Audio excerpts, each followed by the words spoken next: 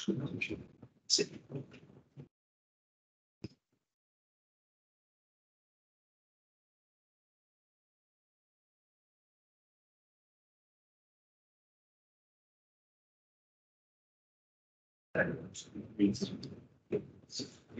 vous demanderai de vous lever debout pour le moment de la personne.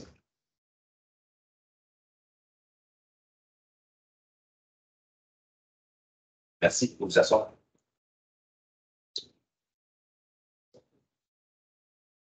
Alors, bienvenue à la séance de conseil du 10 juillet. Alors, point numéro 1, ouverture de la séance. Point numéro 2, adoption de l'ordre du jour. Point numéro 3, présentation à l'Assemblée publique. 3.1, Assemblée publique de consultation, dérogation mineure 2023-033 et 2023-034. 3.2, rapport du maire des membres du conseil sur les activités municipales du mois de juin 2023. Point numéro 4, première période de questions. Point numéro 5, administration. 5.1, autorisation du paiement des comptes du mois de juin 2023. Point numéro 5.2, financement temporaire règlement d'emprunt numéro V609. 5.3, paiement de la facture d'installation de l'éclairage dans l'abri de patente au parc de la Conneau, affectation du surplus non autrement affecté de la ville. 5.4 est retiré pour le point est reporté dans le 14 août. Moi, il me semble vraiment, il manque une facture pour le projet, donc on va faire l'affectation. Alors, point numéro 6, législation de greffe. 6.1, acceptation des procès d'impôt des séances ordinaires du Conseil du 12 et 26 juin dernier. Point numéro 7, gestion contractuelle au point. Point numéro 8, urbanisme et développement économique. 8.1, autorisation de dérogation mineure 2023-033 au 1000 deuxième rang. 8.2, autorisation de dérogation mineure 2023-034 au 655 du Notre-Dame. 8.3, nomination du comité de démolition des immeubles de la ville de Donnacona. Point numéro 9, ressources humaines. 9.1, embauche d'une trésorière et directrice des services administratifs. Point numéro 10, autre sujet. 10.1, autorisation du festival Secousse à prolonger ses spectacles le 20 juillet jusqu'à 23h30. Point numéro 11, deuxième période de questions. Point numéro 12, affaires nouvelles. Est-ce que vous avez des affaires nouvelles? Non, pas de mon côté. Affaires nouvelles? Non. Non. Alors, point numéro 13, c'est dépôt des documents. 13.1, liste de la correspondance juin 2022. 13.2, dépôt de la liste des personnes embauchées par le directeur du service des loisirs, de la culture et de la vie communautaire, conformément au règlement numéro V601. 13.3, dépôt du procès-verbal de correction au règlement numéro V612. Et point numéro 14, soulevé de la séance.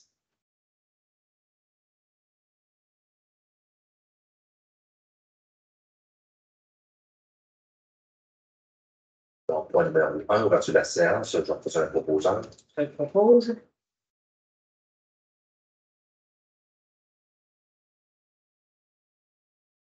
Point numéro 2, adoption de l'ordre du jour. Je propose.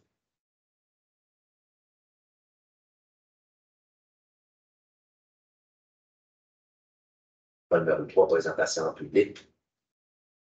3.1, Assemblée publique de consultation, dérogation mineure 2023-033 et 2023-034. Donc, il y a un avis public là, qui est paru le 14 juin, conformément au règlement sur la direction de l'avis public. Donc, qui a invité les personnes intéressées à participer à une assemblée publique de consultation concernant 2 demandes de dérogation mineure. Donc, la première 2023-033 pour le 1000 deuxième rang.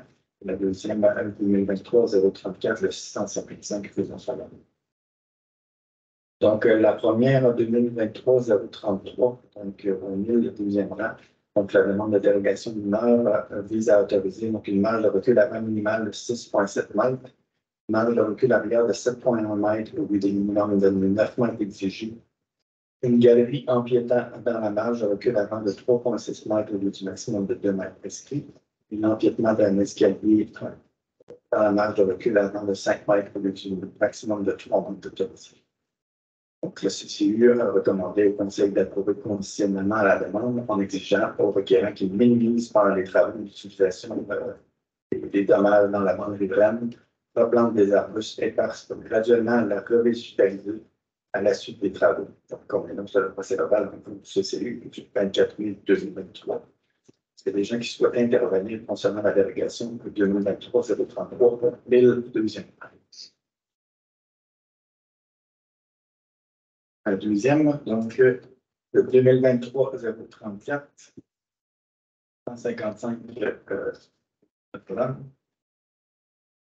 Et dans le cadre de la reconstruction de la nouvelle caserne du service de sécurité incendie de Tanaka, donc la demande d'autoriser une allée d'accès d'une largeur de 32 mètres au lieu du maximum de 10 mètres prescrit. L'implantation du nouveau bâtiment avec une orientation de 30 degrés par rapport à la rue Notre-Dame pour les plus simples et le maximum autorisé. La présence d'un réservoir de propane et d'une génératrice localisée en cours allant secondaire environ 2 mètres de l'emprise de rue au lieu d'être localisée en cours latéral ou arrière et à une distance d'au moins 6 mètres de l'emprise comme prescrit. Un nombre de 28 cases de stationnement au lieu du minimum de 32 étudiants. Donc, le CCU a recommandé au Conseil d'approuver conditionnellement la demande en exigeant toutefois l'ajout d'un écran architectural esthétique agencé au bâtiment en harmonie avec les couleurs et revêtements existants de celui-ci, et non une simple haie pour camoufler la génératrice et le réservoir de propane. C'est total dans la dernière rencontre du CCU. Donc, c'est des gens qui souhaitent intervenir concernant la demande de dérogation au 655 rue Notre-Dame. Donc, ça complète l'Assemblée publique. Donc, les sujets là, des autorisations sont plus loin dans votre jeu. Alors, 3.2, rapport du maire des membres du conseil sur les activités municipales du mois de juin. Alors, de mon côté, le 1er juin, j'étais au 5 à 7 de Mme Joanne Roy pour sa retraite. Le 1er juin également, c'était la dernière rencontre des équipes pour le relais pour la vie. Le 2 juin, vous devez tous participer à la soirée des bénévoles. Le 4 juin également, vous avez tous participé à la course du maire, le barbecue du maire. Il y avait 545 coureurs marcheurs qui ont participé cette année à la course du maire. Alors, c'était un franc succès de ce côté-là. Le 6 juin, j'avais une rencontre du côté du transport adapté au niveau de la MRC. Il y a une problématique pour les personnes à mobilité très réduite, je pourrais dire. C'est sûr que lorsqu'ils ont un parcours, la personne va bien charger chez eux, c'est comme un peu une randonnée, on pourrait dire. Et la personne, lorsqu'elle embarque dans l'autobus, dans les premières personnes qui entrent dans l'autobus, jusqu'à temps qu'ils viennent à le point d'arrêt, il se passe presque 12 heures. Imaginez-vous que les personnes qui sont avec des fauteuils roulants, lorsqu'elle embarque la première à 8 heures, elle arrive à la destination à 10 heures, ça fait 2 heures dans l'autobus. Je comprends un peu les parents qui commencent à trouver ça difficile. Je ne sais pas pour vous dire que la solution encore n'a pas été trouvée, mais c'est sûr que ça va prendre un deuxième véhicule qui devrait participer au transport adapté.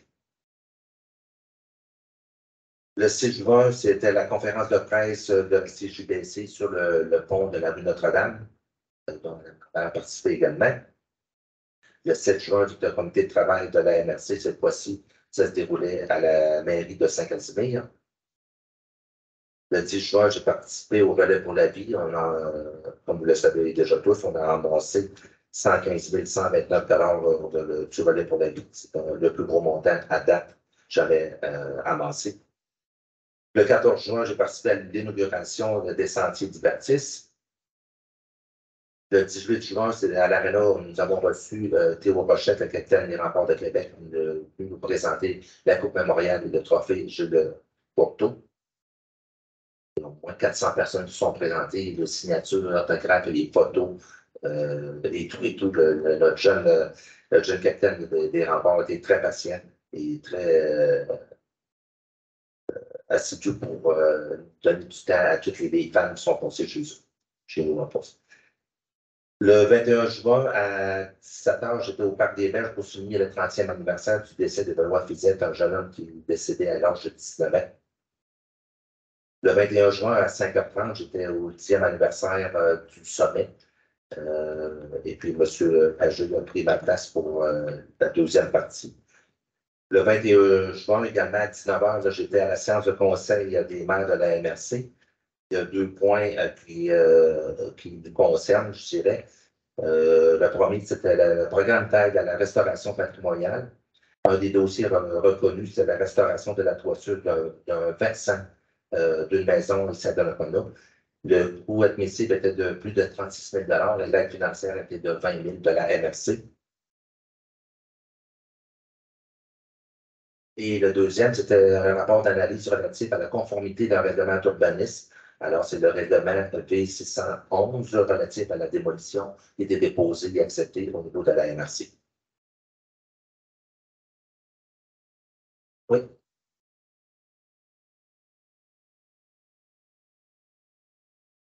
Le 22 juin, j'étais ici pour passer les entrevues au poste de trésorière et directrice des services d'urbanisme correction de services administratifs.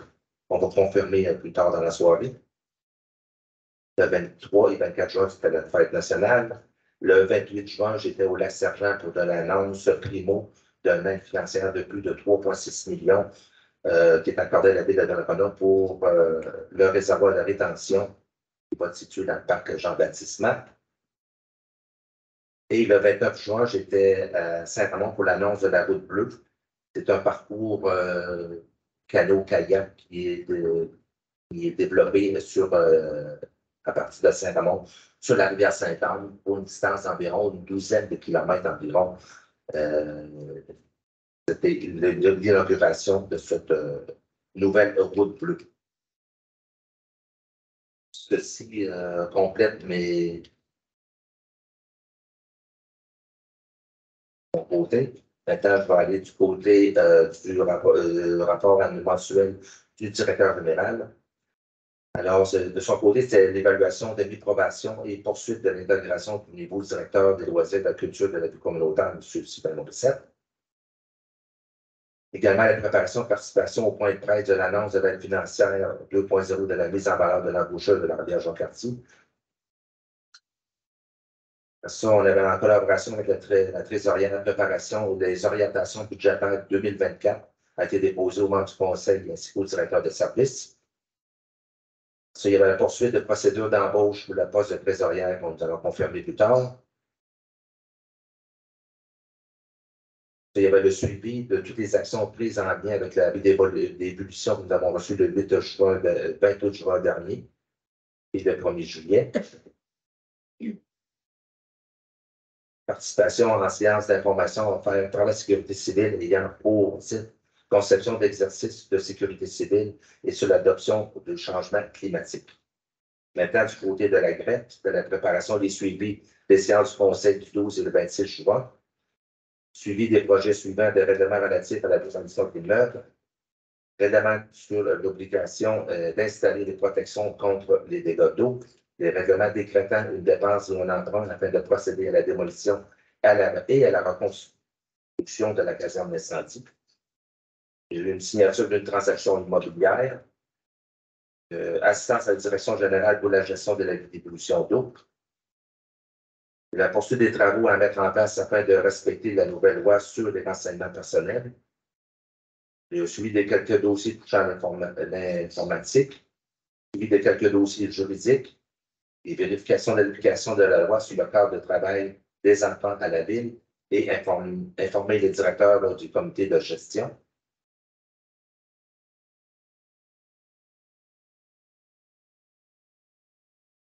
Maintenant, du côté des loisirs, c'était le début du camp de jour et le camp estival des petits écureuils pour les maternelles 4 ans, la première édition de cette année. Entretien et maintenance continue sur l'ensemble des infrastructures et les ouvertures de tous les parcs. La planification des tenues des prochaines activités, le programme estival au pavillon des parcs des Anglais, soirée des bénévoles, fête nationale, relais pour la vie, location au centre d'Alliance et autres, il y en a beaucoup. Inauguration des modules de jeux et vertices dans le parc familial des Berges. 964 entrées au centre aquatique en juin, avec 40 de la clientèle provenant de Donnacona. Correction, 40 de Donnacona, oui, 20 de Cap-Santé, 7 de Pont-Neuf, 6 de Pont-Rouge et en plus de 12 autres municipalités de la MRC de Pont-Neuf. Il y a eu 2017 prêts à la bibliothèque avec 602 utilisateurs, une baisse des utilisateurs en raison du manque de main-d'œuvre et de nombreuses périodes de fermeture. Du côté de la Cour municipale, il y a eu 180 constats qui ont été émis au mois de juin, dont 28 sur le territoire de la ville de Donnacona. Il y a eu 4 séances de Cour municipale en juin. Sur les 180 constats, il y a 56 qui touchaient la circulation et 22 qui touchaient la vitesse. Maintenant, du côté de communication, il y a la mise à jour quotidienne et gestion du contenu du site Internet, de l'enseigne numérique, des infos, de l'infolette hebdomadaire, de la page Facebook, ainsi que quelques stories sur les réseaux sociaux. Nous avons présentement 5 268 abonnés à notre page Facebook. Il y a eu plusieurs publications, notamment sur le point de presse pour la mise en valeur de l'embouchure de la rivière Jacques-Cartier, l'inauguration des sentiers baptistes au parc familial des Berges, l'annonce de l'aide familiale pour le réservoir de rétention au parc Jean-Baptiste-Mac et naturellement la vie d'ébullition. Les préparations et la tenue de la course du maire, le barbecue du maire, ainsi que de nouveaux visuels qui sont aussi affichés à l'entrée de la ville. Nous avons un total de 12 993 personnes qui se sont rendues sur notre site Internet pendant le mois de juin. Nous avons 1337 abonnés à notre infolette. Nous avons 1543 abonnés à notre alerte municipale et 180 abonnés à l'infolette des gens d'affaires. Du côté de l'administration, c'était la préparation des rapports financiers comparatifs au 30 avril 2023, version de celui d'avril 2022.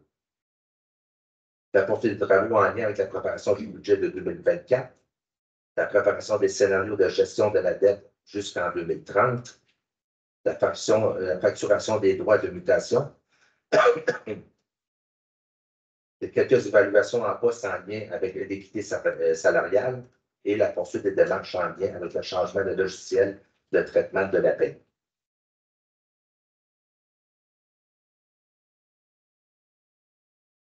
Maintenant, du côté de l'urbanisme et du développement économique, nous avons un total de 219 permis de tout genre en 2023, dont 9 nouvelles maisons avec une valeur totale de 276 millions. Il y a eu des suivis de plusieurs projets résidentiels, commerciaux et industriels en cours et futurs, dont le nouveau commerce sur le boulevard des Écureuils, le site IBM, promenade fleuve, Microsoft, garderie subventionnée, et la liste est longue. Nous avons 696 licences de chiens qui ont été octroyées ou renouvelées en 2023. Nous avons dépassé le chiffre de 2022 qui était de 621.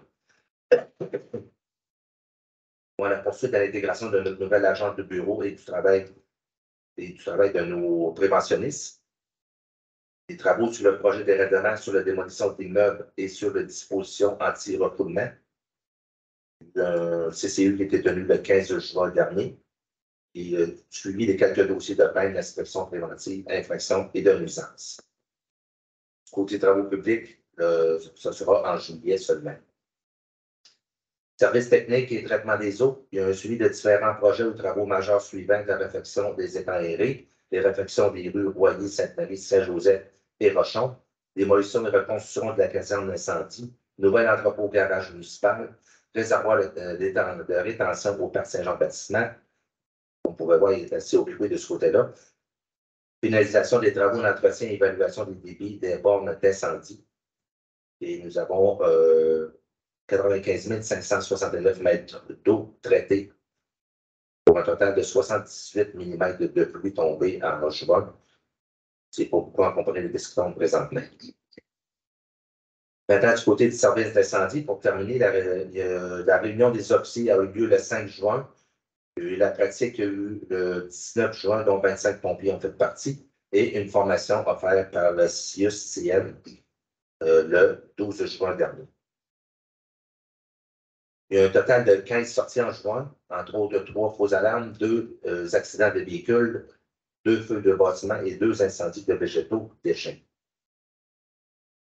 Il y a une mise en ligne du formulaire d'auto-inspection en prévention résidentielle avec la responsable des communications. Il y a une poursuite d'intégration de nos 6 nouveaux pompiers. Il y a un suivi de nos actions en lien avec le schéma de couverture de risque. Les poursuites du travail avec les TPI, avec l'entente intermunicipale de la MRC de Portneuf. C'est ce qui conclut du côté du directeur général et tous les directeurs. Alors, du côté des conseillers, Mme Bouchard.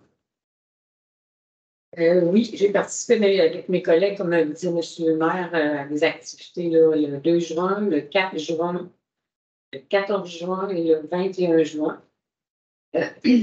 J'ai le 20 juin, j'avais un conseil d'administration de l'Office municipal d'habitation du Grand Portneuf. Il était question, c'est sûr, des baux présentement là, qui sont en reconduction.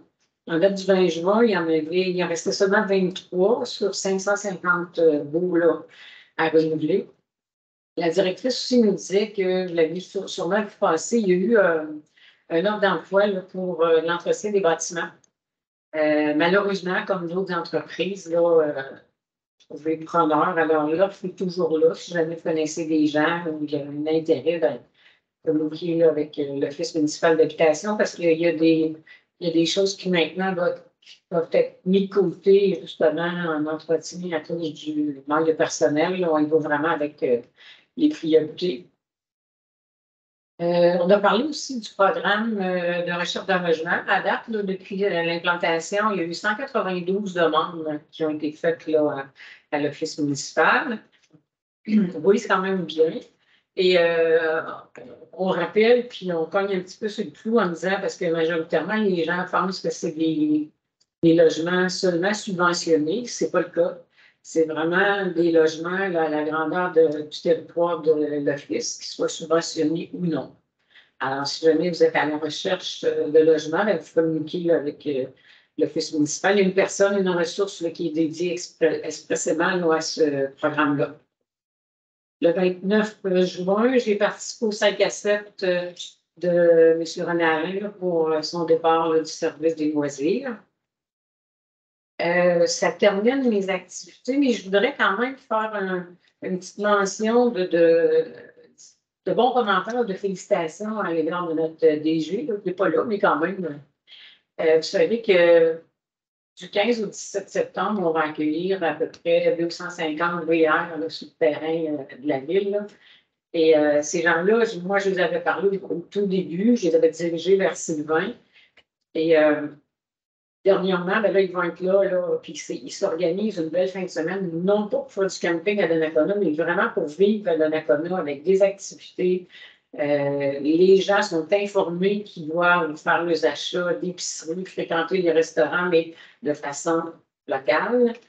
Ils doivent garder le reçu de consommation aussi pour les remettre à la directrice de l'organisation pour être capable de valider là, les retombées économiques après. Les commentaires que j'ai eus, c'était vraiment des félicitations à l'endroit du DG parce qu'ils ont été, ce qu'on m'a dit, en tout cas, qu'ils avaient été très bien accueillis. Ils ont été bien dirigés, ils ont eu des contacts. Le DG a fait des suivis par la suite pour voir si l'organisation des activités se déroulait très bien. Alors, le commentaire qu'on m'a fait en dernier, c'est de dire, Donnacona, vous êtes pas mal hot. Fait que on va le transmettre au DG. Absolument. Alors, ouais. Merci. Merci. M. Barry. Monsieur le maire, bonsoir. Le vendredi 2 juin, j'ai assisté à la soirée des bénévoles. Le dimanche 4 juin, je n'ai pas participé, mais j'ai assisté à la cause au barbecue à la cause du monde. On n'est pas de courir, mais la misère en fait. Mardi, le 6, j'avais une rencontre avec le SINAF. Depuis le début de l'été, le SINAF est très, très achalandé. Et le jeu d'évertisme est très, très populaire auprès des jeunes. Il y a tout le temps du monde. Très achalandé par cet été. Et n'oubliez pas que samedi prochain, il y a une autre activité, la montaison. Il y a un barbecue, il va y avoir beaucoup d'activités dans le parc samedi. J'espère que la température va s'y prêter. Mardi, le 13, je vais assister à un comité d'embellissement. Comme vous pouvez voir, la plupart des plates-bandes sont toutes fleuries, les parcs aussi, tout est bien entretenu. Ça va bien de ce côté-là. Mercredi 14, je vais assister à l'inauguration du sentier de libertisme. le samedi 17, j'ai assisté à l'Assemblée générale du Halo. C'est plaisant, j'ai aimé ça. C'est la première fois que j'assistais, mais j'ai aimé ça. Dimanche le 18. Il y a deuil ou l'Assemblée générale? Pardon? Il y a deuil ou l'Assemblée générale? Un briagueur. Il manquait une moutarde. Non, c'est que c'était correct. J'ai aimé l'Assemblée générale. Et, samedi 17, j'ai assisté, c'est ça. Le dimanche le 18, j'ai été serrer la main Théo Rochette à l'Arena. Il y avait passablement de monde aussi. Je ne sais pas si la ville a calculé, mon il n'y avait pas assez de personnes. Près de 500. Près de 500, j'ai trouvé. La file d'attente était longue dehors. Mercredi, le 21, j'ai assisté au 6e anniversaire, un souper, 6e anniversaire de la résidence au sommet. Le 23 juin, j'ai fait le discours remplaçant M. le maire à la fête nationale. Jeudi le 29, j'ai assisté au 20e anniversaire, au souper 20e anniversaire des Jeudis musicaux au Parc des Berges. Puis après ça, ensuite, je me suis dirigé, donner la main à M. René Allais pour sa retraite. C'est ça qui est mon mot de choix.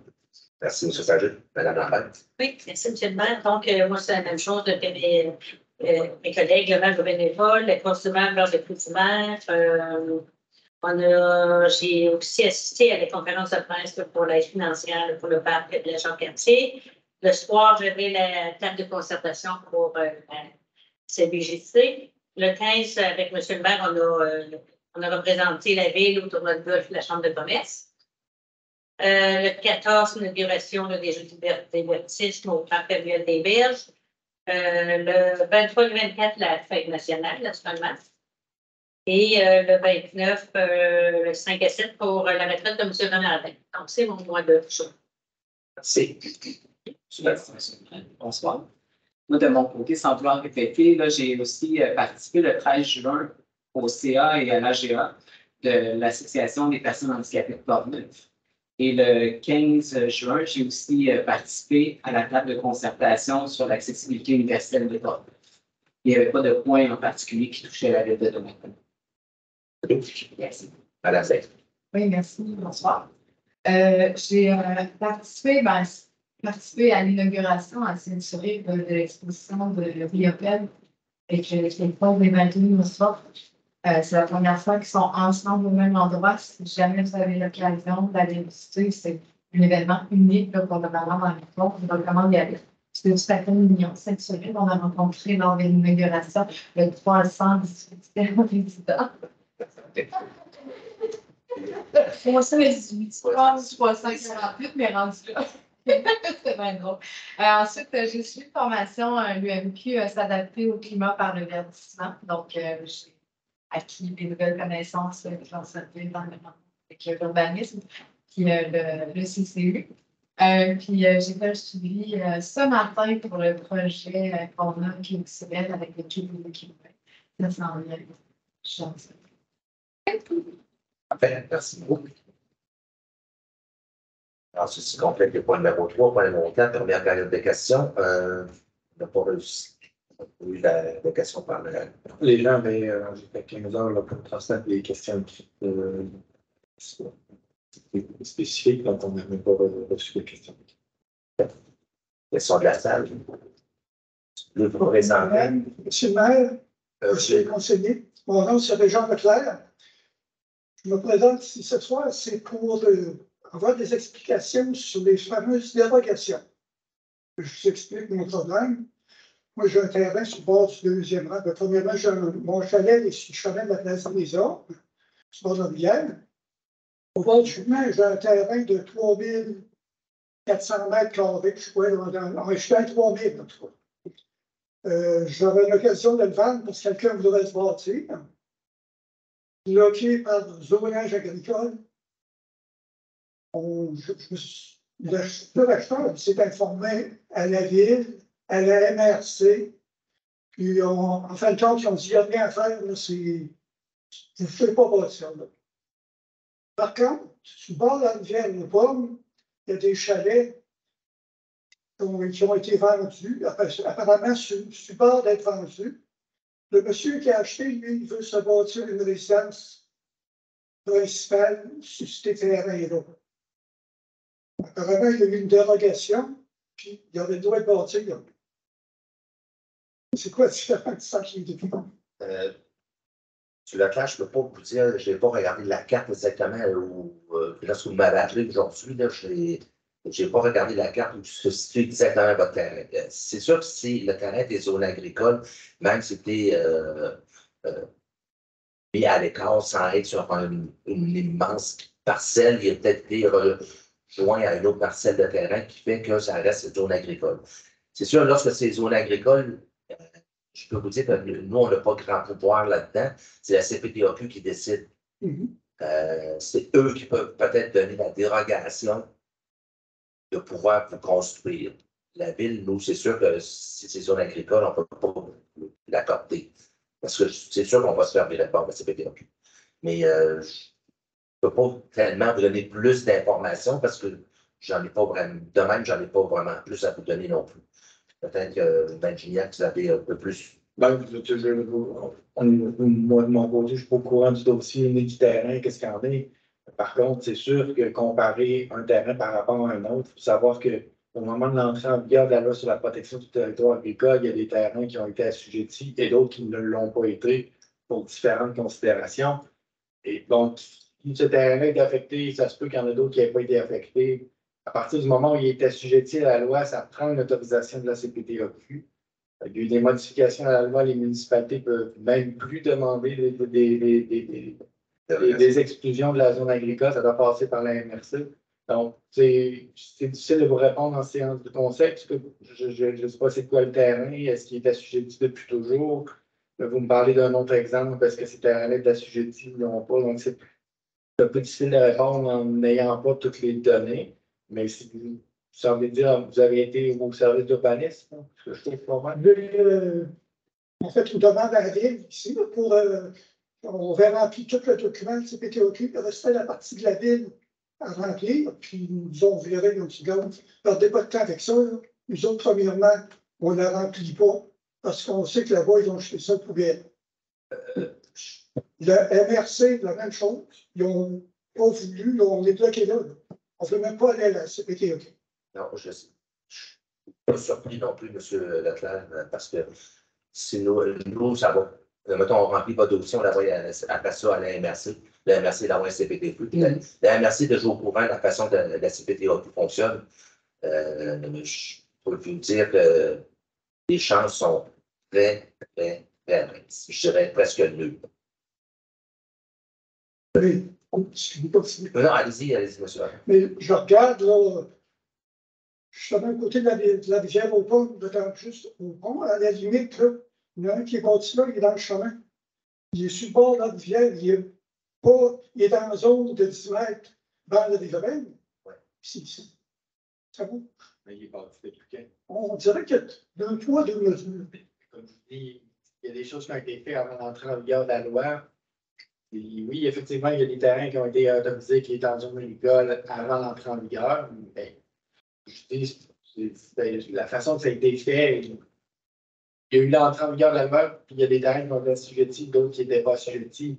Si ces chalets-là ont été construits avant l'entrée en vigueur, ça se peut très bien qu'il n'y ait pas été assujetti à la loi sur la protection du territoire. Et on n'a aucun pouvoir sur la loi, sur la CPTAQ. On n'a aucun pouvoir. Je peux enlever les pouvoirs pour protéger les terrains agricoles. C'est quoi votre téléphone, votre numéro de téléphone, M. Lafrance? C'est le 418. On est enregistré. Désolé pour l'erreur. Pardon, et quoi être agriculteur, M. Leclerc? Non. Déjà, là, Non, je ne sais pas, honnêtement, c'est dur de répondre. C'est plus producteur forestier. Moi, je suis producteur forestier. Écrivez-moi votre numéro de téléphone sur un papier, laissez-le sur la chaise, puis je vais pas le prendre tantôt. Puis je vais essayer de vous donner une réponse demain. OK. À ça, j'avais une autre question. Allez-y. Comment on peut faire pour aller voir les dérogations? J'étais sur le site de la ville. On les trouve pas. J'aimerais ça voir les procédures qui prennent pour demander. C'est peut-être en demander une. Oui. Quel genre de dérogation? Parce que si on parle d'une dérogation mineure, c'est une dérogation à la réglementation d'urbanisme. Vous ne pouvez pas avoir une dérogation pour l'application de la loi sur la protection du territoire agricole. Quand on parle d'une dérogation mineure, on parle d'une marge de recul, la CPTAQ, on ne peut pas avoir une dérogation pour ça. Je ne sais pas à quel genre de dérogation vous faites référence. Donc, je fais une référence justement à la même mesure qui ont eu la possibilité de se bâtir l'autre avec une dérogation. La dérogation, elle ne concernait probablement pas l'assujettissement ou non à la CPTAQ, parce que c'est possible. La dérogation devait concerner l'implantation du bâtiment. Des fois, c'est des marges, on en a vu tout à l'heure, il y en avait deux. Donc, c'était des marges, mais c'est comme le nom l'indique, des dérogations mineures au niveau des normes d'implantation, au niveau de différents éléments. Et on ne peut pas déroger, la ville ne peut pas faire une résolution pour déroger à la loi sur la protection du territoire agricole. Cette loi-là est gérée par la CPTAQ et la seule façon qui est possible, c'est soit d'exclure le lot du territoire agricole, c'est une autorisation de la CPTAQ, ou de demander un usage autre qu'agricole. Et encore là, ça doit passer par la CPTAQ. Et dans les deux cas, bien évidemment, la municipalité, la MRC doit être impliquée. C'est un processus qui est relativement complexe, mais on ne peut pas déroger à l'application de la loi sur la protection du territoire. Si je comprends bien, une dérogation, c'est concernant vos lois. Vous dites qu'il y a des règlements, puis on va s'arranger pour accommoder. C'est de la dérogation qui est mineure, on parle de dérogation mineure, mais au règlement municipal de la ville. Ça, c'est ce que le pouvoir, le conseil offre, c'est pour donner un peu de flexibilité au niveau de l'application du règlement. Quand on parle d'un règlement, une loi comme la loi sur la protection du territoire agricole, c'est une loi provinciale qui est au-dessus des municipalités et on est assujetti comme n'importe quel, mais on ne pourrait pas émettre, la ville ne pourrait pas émettre une dérogation pour l'assujettissement ou non du territoire agricole, mais comme tu dis, ça se peut qu'il y ait eu une dérogation pour une construction X, mais pour son implantation. Mais quand vous accordez une dérogation, disons que, pour vous donner un exemple personnel, là, moi, c'est un chemin privé, le chemin de la place des hommes, c'est un chemin privé. Moi, l'hiver, je l'entretiens. Je reste à Charlebourg, ça fait que je l'entretiens quand je peux. Ce monsieur-là, il se bâtit une demeure principale en bas. Dans mes titres, dans notre dernière convention qu'on a eue avec les anciens propriétaires, moi, j'ai l'obligation de l'ouvrir une fois semaine. Ça fait que le monsieur qui est bâti là, avec une résidence principale, il est 6 jours qu'il n'est pas capable de sortir. Je pense qu'il doit être conscient que si ça va s'installer là, que c'est pas une rue qui est déneigée par la ville. C'est son problème, c'est son choix, c'est son problème. Oui, mais c'est son problème. Ça va devenir le même. Le mien aussi. Parce que ça provoque des chiens. Oui, mais ça ne regarde pas la ville, ça. Non, mais disons que vous autres, là, vous regardez, je n'ai pas être au courant de ça non plus. C'est une entente qu'il y a eu entre les propriétaires. Puis, c'est construire une résidence sans permis, sans demander un permis. C'est ce que vous dites? Non, mais là, vraiment, il y a eu une dérogation. Et puis, la permission de la ville de bâtir sur ces terrains-là. Ben, nous, on fonctionne avec, ça nous prend des faits, ça nous prend, il faudrait, mais vous nous donnez cet exemple-là pour comparer avec chaque. Oui, c'est ça, mais il faudrait avoir des faits, il faudrait savoir c'est quoi la zone où est-ce que, sur laquelle il est situé. C'est une zone agricole, c'est une zone résidentielle. Déjà, ça nous aiderait à vous répondre. Ensuite, c'est quoi la dérogation qu'il y a eu? Parce qu'il y a quand même différents types de dérogations. Et de construire de permettre la construction d'une résidence sur une bande riveraine, je serais étonnée que ça soit arrivé dernièrement parce que les bandes riveraines, on les protège, on ne les touche pas. Ça avait passé en comité consultatif d'urbanisme récemment, donc j'imagine. Ça nous prend des dates, ça nous prend des détails pour pouvoir vous aider. Là.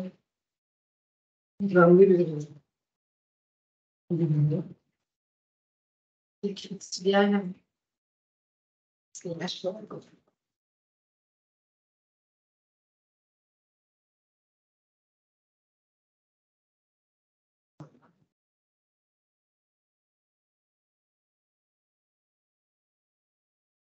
Dès la rivière, M. Denis, il avait demandé à l'UNRC, avait dit que c'était déjà Je peux faire ça, laisser la ville avec ça. Vous n'avez pas de tempête qui s'est arrivée dans l'année. Est-ce que je peux vous mettre le Un mois et demi. document? Ça, c'est une réponse que la ville nous a envoyée. Il y a quelqu'un qui s'est informé pour acheter ces terrains-là. OK. Puis c'est la ville qui nous a répondu. Donc, c'est ce que vous voulez la avoir, cette papier-là? Non, j'en ai une fois gardé. Peut-être on vérifie demain là, avec l'organisme, je vais poser des questions. On va vous revenir avec un petit peu plus de détails parce que c'est.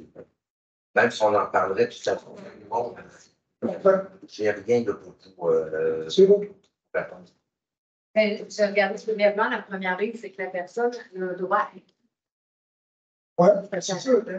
Comment que je pourrais savoir, vérifier son sa dérogation? C'est du public, ça? Quand vous avez d'accord une dérogation. Sa dérogation. Parce que les dérogations sont autorisées par le conseil, sont autorisées par une résolution. Donc, si vous voulez avoir le détail de la résolution, de la dérogation, simplement aller, je ne sais pas la date où c'est passé, mais aller dans le procès-verbal où ça a été autorisé, puis vous allez avoir le détail de la dérogation. Les procès-verbaux sont tous en ligne sur le site Dans Internet. le site de la ville, oui. Vous allez dans les procès-verbaux, mais c'est sûr qu'il faut avoir la date. Là. Je ne sais pas, ça me dit quelque chose de 809 chemin des Ondes, mais je n'ai pas la date par mais si vous allez voir dans les procès-verbaux, vous allez avoir la résolution à laquelle elle a été autorisée, vous allez avoir les détails des dérogations. Cet après-midi, j'étais sur le site, je n'ai pas été capable de trouver des dérogations comme celle-là que vous avez mentionné tantôt. Mais Mais avec le procès verbal, puis la Ah, date oui. avec le secrétaire de cour, vous allez avoir tout le détail. c'est verbal qui me manquait, je pense. Oui, avec ça, vous allez pouvoir avoir le C'est détail. vrai, merci beaucoup. Donc, si vous avez un adresse courriel, tu peux m'écrire, puis je vais vous envoyer le procès-verbal. OK. Un de l'écrit, peut-être sur la. De toute façon, si vous avez un courriel, mon adresse courriel est sur le site Internet, puis on va aussi à la greffe, le Pierre Luchignac. Vous pouvez m'envoyer un courriel à la limite en me disant, en spécifiant la date, puis je peux vous sortir le preview si vous n'êtes pas en mesure de le trouver. Mais si vous allez dans le procès-verbaux, tous les procès-verbaux sont là. Vous allez dans l'archive en fonction de l'année, puis après, c'est super. Je vais essayer ça. Si ça ne marche pas, ben, je peux vous écrire. Oui, vous pouvez m'appeler aussi. C'est bon, merci. Bonne soirée. Vous n'êtes pas obligé de rester jusqu'à la fin sur la place. Vous n'êtes pas obligé de rester jusqu'à la fin. C'est plus de fois. Ah, mais ça me tente Non, Vous restez du coup. Vous ne mettez pas dehors, c'est pas ça. Non, ça m'intéresse. Une fois que ça m'intéresse. Parfait. J'avais dit que vous aimeriez ça. Alors, on va passer au point numéro 5, administration 5.1, autorisation permanente du mois de juin 2023. Alors, vous avez toutes pris connaissance de la liste. Maintenant, j'ai besoin de. Je propose. Merci.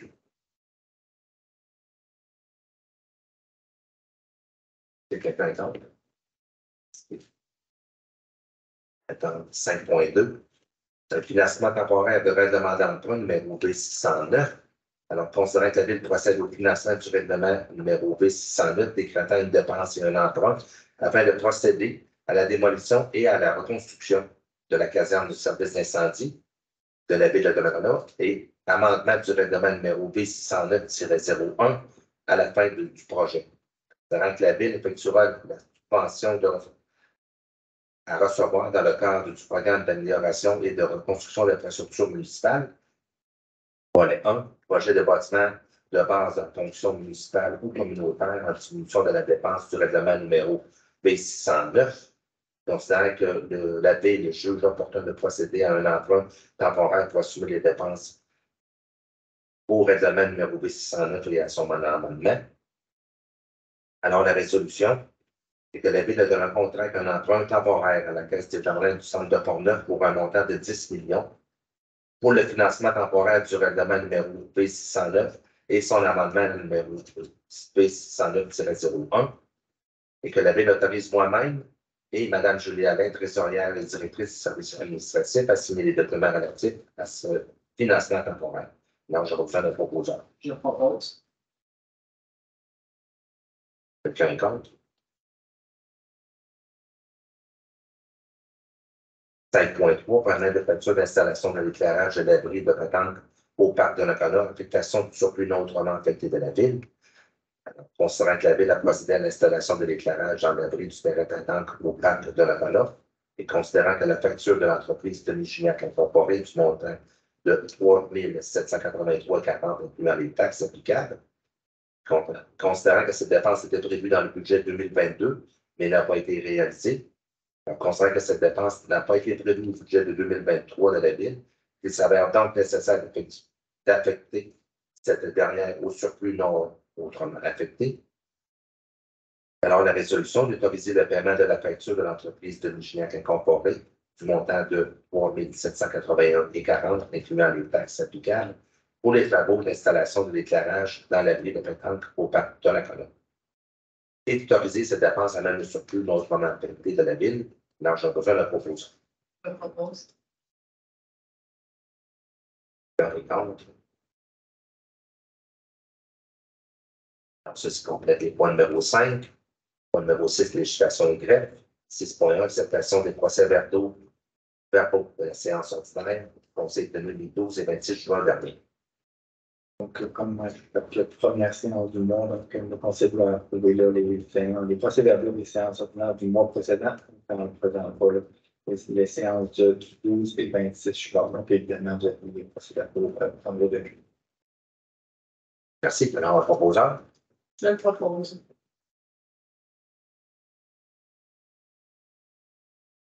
Ceci complète les points numéro 6. On sait maintenant au point numéro 8. Urbanisme et développement économique. Alors, 8.1, autorisation de dérogation mineure 2023-033 au NIL 2e rang. Alors, je ne pensais pas en travers, mais Gignac a très bien expliqué tantôt toute la procédure de logique. On a besoin d'un proposeur. Je le propose. Un contre. 8.2, autorisation de dérogation mineure 2023-034 au 655 Notre-Dame, même chose. Alors, j'ai besoin d'un proposeur. Je propose. Un contre. Alors, 8.3, nomination du comité de démolition d'immeubles de la ville de Nakona. Alors, concernant que l'entrée en vigueur du projet de loi numéro 69, intitulé La loi modifiant la loi sur le patrimoine culturel et d'autres dispositions législatives par le gouvernement du Québec le 1er avril 2021. Considérant que suivant les modifications apportées par cette loi à la loi sur l'aménagement et l'urbanisme de la ville, doit adopter un règlement sur la démolition des immeubles ainsi que de constituer un comité ayant pour fonction d'analyser les demandes de démolition d'immeubles. Considérant que l'adoption par le Conseil municipal du règlement numéro B611 relatif à la démolition d'immeubles le 23 mai dernier, considérant que le règlement numéro B611 prévoit que le comité est composé de 3 membres du Conseil municipal pour un mandat d'une durée d'1 an. La résolution que le Conseil municipal nomme moi-même, Mme Francine Bouchard, ainsi que Mme Denis Blais, membre du comité de démolition d'immeubles de la ville de Donnacona, jusqu'au 10 juillet 2024. Alors, je retiens la proposition. Je propose.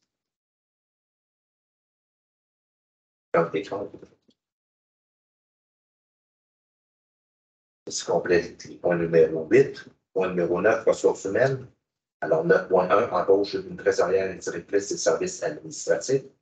Alors, considérant qu'il était nécessaire de procéder à l'embauche d'une trésorière directrice des services administratifs en raison de départ à la retraite, et considérant que la recommandation du comité de sélection formé dans le cadre de ce processus d'embauche, suivant la publication de l'offre d'emploi à la tenue d'entrevue. La résolution et il est résolu de procéder à l'embauche de Mme Karine Minot au poste de trésorière et directrice des services administratifs à titre d'employé cadre en probation. Les conditions de travail sont celles déterminées par le manuel d'employé cadre de la ville de Donnacona. Et la rémunération est fixée à 96% de l'échelle salariale déterminée pour ce poste et une reconnaissance de 3 années d'ancienneté aux fins de calcul des vacances. L'entrée en fonction est prévue le 21 août prochain. J'ai besoin de proposition. Je propose. Un contre.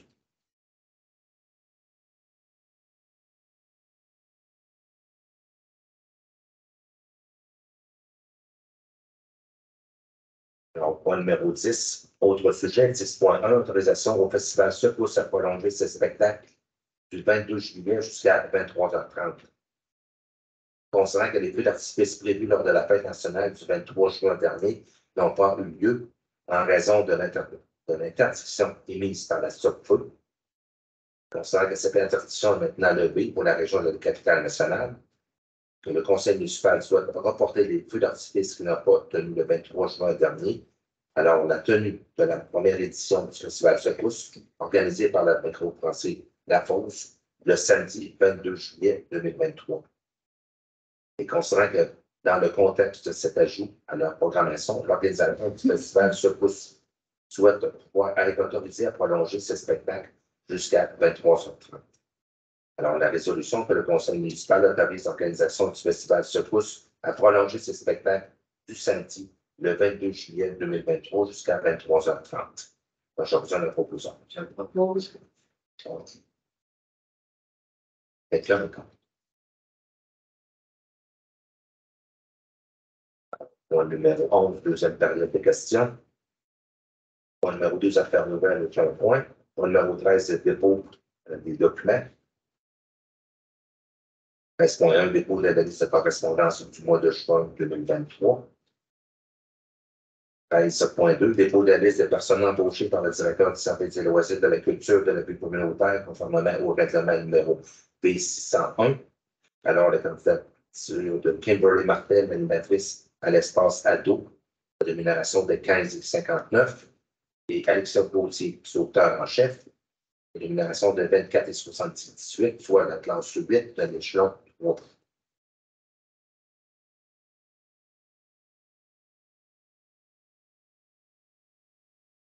Et point numéro 14, le délai de la séance. Alors, j'en vous ai un proposeur. De la séance, sous la lecture de votre document, vous avez ajouté dans les dépôts, il y avait également, j'ai ajouté dépôt dans le procès-verbal de commission. Donc, c'est le règlement numéro B612 qui concerne les clapets. Il y avait juste une erreur d'écriture en envoyant un article de définition qui n'était pas correct. Il était possible de corriger en vertu de l'article 92.1, mais je me devais de déposer le procès-verbal de correction par les séances. C'est juste ça. Oui, parfait. Merci. Alors, point numéro 14, de la séance, un proposant, M. Barré. C'est conclu, la séance de conseil. Merci.